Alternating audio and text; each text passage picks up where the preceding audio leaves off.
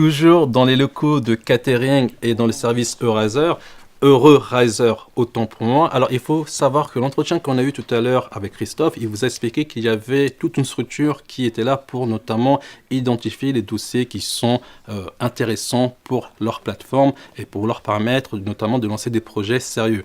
Donc, il faut savoir qu'il y a la partie financière qui s'occupe de cela. Christophe, notamment, il est là pour ça. Il y a aussi la partie très opérationnel, très terre à terre. Et donc c'est là où je vais vous emmener aujourd'hui, c'est qu'on va voir l'architecte qui s'appelle aussi Laurent, ils sont deux ici, et donc il va vous expliquer un petit peu comment il travaille avec Heureux Riser, autant pour moi encore une fois, et comment il fait pour sélectionner les dossiers pour que les opérations arrivent à terme. Allez, c'est parti, on va voir ce qu'ils font.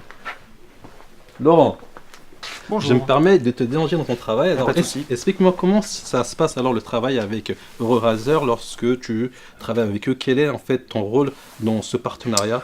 Dans ce partenariat, j'ai un rôle de diagnostic et d'expertise du projet. D'accord. Qui est soumis donc à l'approbation de la plateforme. D'accord. Donc je vais m'attacher à diagnostiquer le projet, à l'analyser sous son aspect architectural. D'accord. Donc je vais vérifier sa bonne conformité par rapport au PLU local, en tout cas de la ville ou de la région dans laquelle il se trouve. Regardez par exemple si le projet qu'ils présentent, ils ont en fait la possibilité de le réaliser concrètement, c'est-à-dire qu'ils ont bien suivi le PLU. Si le permis de construire n'est pas accepté, à ce moment-là, je vais m'attacher à vérifier la faisabilité du projet, la bonne faisabilité du projet, au regard du PLU, du plan local d'urbanisme, mais aussi en termes architectural, au niveau de son langage architectural, par rapport au contexte dans lequel il se présente, et puis par rapport au contexte financier également. D'accord, donc tu analyses aussi le coût de la construction, puisque c'est aussi le travail d'un architecte. Il y a forcément un coût, on connaît les coûts aujourd'hui, je fais du collectif, j'ai fait de l'individuel en logement, je fais du tertiaire. De grands ensembles ou plutôt du petit collectif? Alors je fais beaucoup de maisons individuelles pour du particulier, je fais des logements collectifs d'habitation, et puis des immeubles tertiaires, de bureaux. De bureaux. Donc, lorsque tu reçois un projet, Euriser te dit, là il y a un projet qui est intéressant, donc tu fais partie du comité des sélections. Qu'est-ce que tu regardes le plus pour dire, ah là, attention, là il ne faut pas y aller? Ou là ça peut être intéressant. Quelles sont en fait les indications fortes? Il y a différentes choses à analyser. Si à un moment donné je sens que le projet a une lacune, soit au niveau du plan financier, soit au niveau du plan architectural ou du contexte urbanistique par exemple, et bien à ce moment-là je fais remonter l'information au niveau du scoring, on va en tenir compte. D'accord.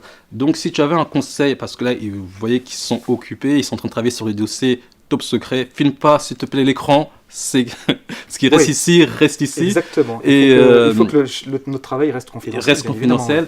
Et donc moi, j'ai juste une dernière question et je vous laisse travailler. Si tu avais un conseil à donner à une personne qui souhaite travailler avec Heureux Riser et réussir à se faire financer par rapport à son projet, voilà, évidemment il faut tout regarder, mais qu'est-ce que tu lui conseillerais pour présenter un projet qui tient la route et les points à faire attention, voilà. Si le projet est monté d'une manière très sérieuse, avec le recul du professionnel qui doit maîtriser ce projet, je dirais que le projet a toutes les chances d'avoir un très bon score sur la plateforme. D'accord. Donc le conseil, c'est de bien s'entourer. Il faut que le projet, bien évidemment, qu'il soit cohérent par rapport à la clientèle envers laquelle il va s'adresser, par rapport à son contexte, par rapport à son environnement, par rapport aux règles d'urbanisme. Si tout ça colle, effectivement, moi je vais approuver la faisabilité du projet sans problème. D'accord. Faites un projet cohérent et attachez-vous à être bien entouré. C'est le conseil d'un architecte connu, reconnu et qui est expert dans son domaine.